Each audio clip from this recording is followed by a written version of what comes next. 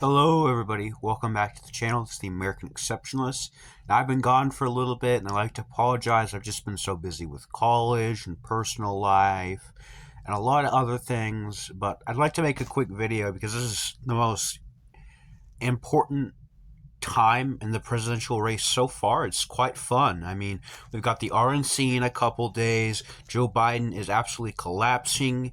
The debate was abhorrent for him, and Biden is a failure of a candidate that might be replaced. Now, these are a lot of themes we're going to talk about in this video for this early July presidential prediction. Now, I made one a couple months ago where I basically had a year out and I predicted Georgia, Wisconsin, and Pennsylvania, along with Nevada and North Carolina, would go to Trump, giving him the victory.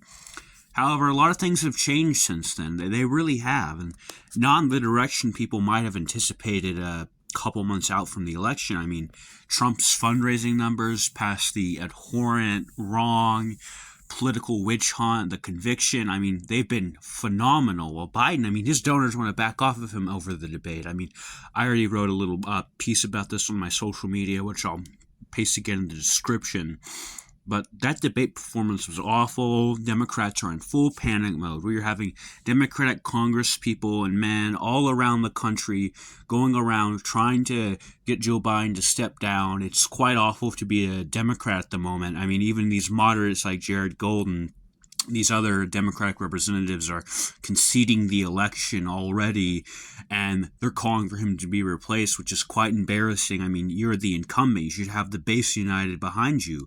You don't have that, yet Trump does, and he's not the incumbent. He propelled to victory in a divided, divisive GOP field. I mean, it's quite horrible.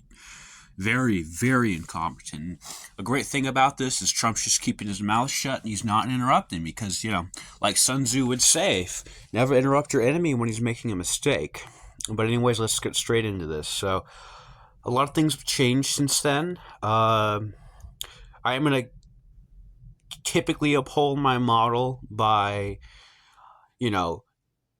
generally going with what the polls say, but also adding in, a little bit of my intuition. It's been pretty accurate so far. I was great in Iowa. I was great in New Hampshire. I was great in Nevada. Very, very great results. And let's get into this. So we got Georgia, and I think that's going to be a lean state. It could be likely. I really could at this point. However, I don't think it's going to vote 6 points. I'm expecting a 4-point margin, maybe a 2-point margin for Trump. The 2 is very narrow, but we'll see what happens. I would not anticipate the Democrats pick it up. In fact, many people argue that it should be in the solid margin, even though it's not going to vote by a solid margin, which would bring the base support of Donald Trump to 250. And you look at Joe Biden's numbers. I mean, I have New York as toss-up. I don't think it's going to be toss-up. I'll get into that in a moment. But this is not good. All right.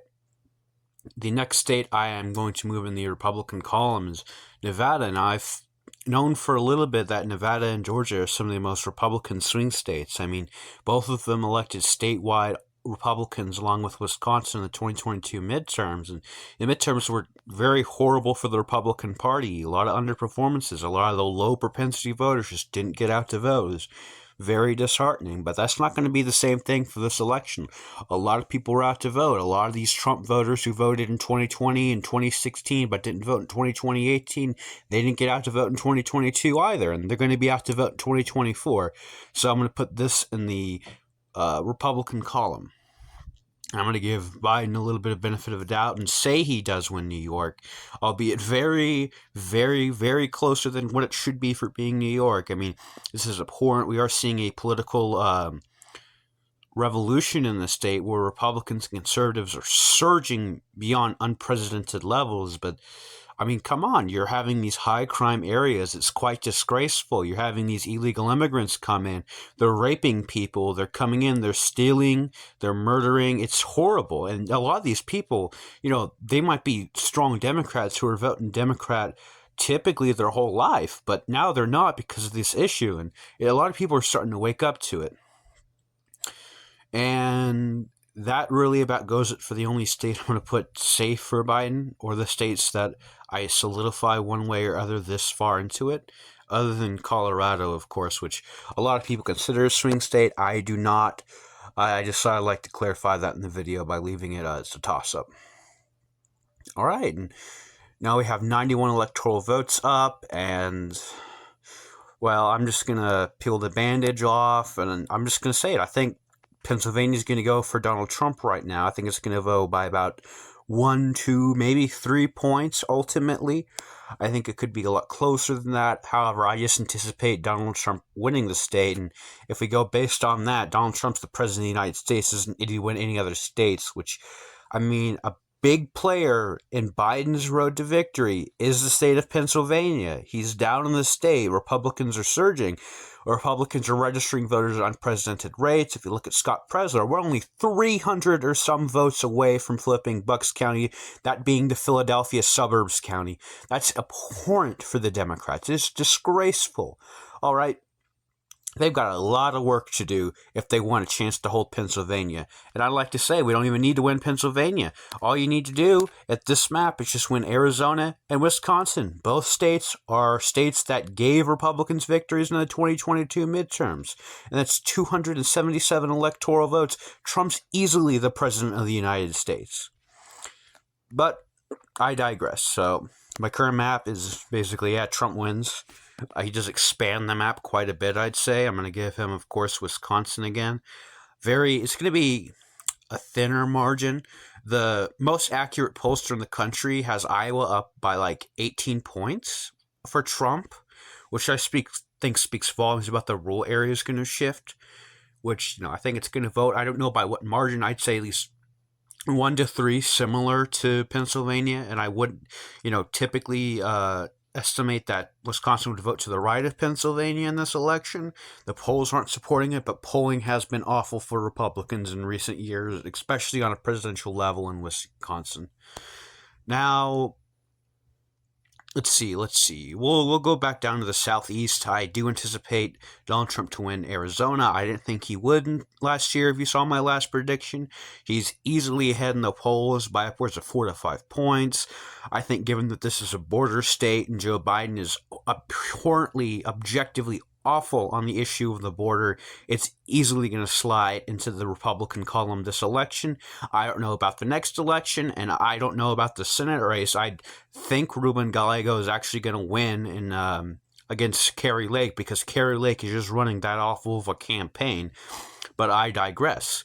I mean, now it's just where the map goes from here, and I'm going to give him the state he won in 2016. I'm going to give Trump Michigan. I've been thinking Michigan's going to narrowly vote for Joe Biden this whole time. And, it could. I'm not necessarily backing off from that talking point entirely, but I think at this point in time, the Democrats don't conciliate the base. I mean, even Greta Whitmer has her doubts about President Biden. I mean, allegedly she said she no longer believed Biden would win the state before backtracking.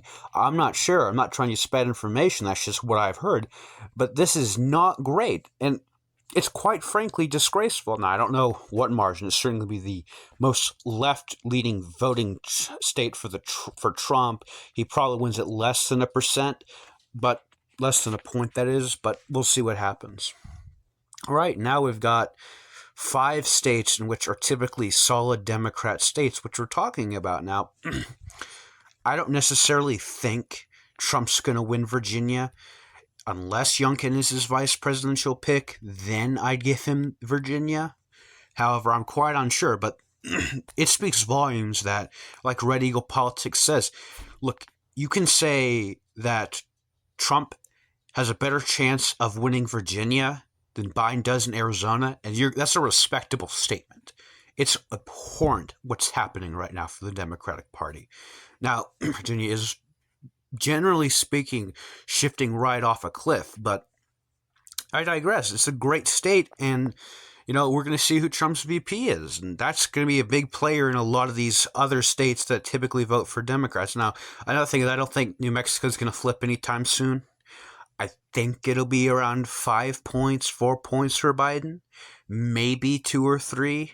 I wouldn't anticipate a Trump victory in the state in a moment, especially given all the stuff with, the amount of Albuquerque and Santa Fe liberals. I mean, if those weren't in the state equation, New Mexico would be a solidly Republican state already. So I'm gonna leave it with Biden for now. I could flip it towards the coming election date. Now, Minnesota, I do have to do something interesting. I really think Trump has a good shot of winning Minnesota, given how Cornel West, I believe Cornel West, Jill Stein, Robert F. Kennedy, a lot of this third-party support is going to hemorrhage from Biden, and that is horrible, especially in a state from Minnesota, because Minnesota is known for vote splitting that negatively affects the Democrats, and he got 3 candidates. That's abhorrent. So yeah, I'm thinking Donald Trump's going to be the first Republican since 1972 with Richard Nixon to win the state of Minnesota. Also going to give Trump Nebraska. Now, narrowly for now, given how it's Omaha. All right, now moving on. Now we have New Hampshire and Maine. Now, I don't think New Hampshire's flipping anytime soon. It is a very, very Democrat pro-swing state. I wouldn't anticipate it shifting right. I would anticipate a Republican victory at the governor level, but that is, of course, different from federal. So I'm going to leave it narrowly in Biden's margin. I'm not giving a margin prediction. I'm just making a general prediction that Biden wins the state. Maine, wrong color. Trump's going to easily win Maine second, people. Disregard that. That was a mistake. I'm thinking Maine might flip this election. Insider polling from Joe Biden has supported that, yeah, we're kind of down in Maine right now. Now, I'm going to make this map a little interesting. Now, I do generally think Trump has a good chance of winning Minnesota, not as much in Maine. But just to have fun, I'm going to put Maine as flipping Republican. And I think there's a lot of support and evidence to flip that. I mean, if you're one of your Democratic representatives from the state, the most moderate member is saying, yeah, Trump's going to win. It's not saying he's going to win the state in particular, no. But if they're saying Trump's going to win, shit has hit the fan. All right, guys, and with that, I conclude my election prediction.